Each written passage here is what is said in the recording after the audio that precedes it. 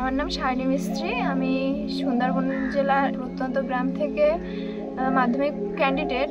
তো আমার পরবর্তী ইচ্ছা হচ্ছে আমি পড়াশোনাটা নিয়ে অনেক দূর যেতে চাই এবং আমার ইচ্ছা হচ্ছে ব্যাংকিং সাইডের দিকে যাওয়া। আবার আরেকটা ইচ্ছা আছে সাইকোলজি নিয়ে পড়ার। এখানে যদি তার জন্য কিছু পড়া হয় তাহলে আমার পক্ষে সেটা ভালো, কারণ আমার বাবা মারও ইচ্ছা আছে যে পড়াশোনাটা করানোর।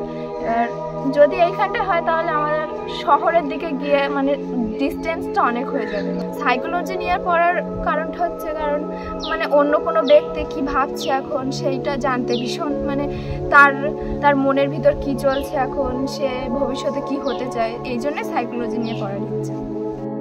আমি সৌমিতা মণ্ডল, আমার বাড়ি 10 নম্বর লাহিড়িপুর। আমি এবছর 2025 সালের মাধ্যমিক পরীক্ষার্থী। আমার বাবা একজন সামান্য কৃষিকাজ করেন, আমরা 2 বোন। আমি মাধ্যমিক পরীক্ষার পরে এই আর্থের বিষয় নিয়ে পড়তে চাই আর কি।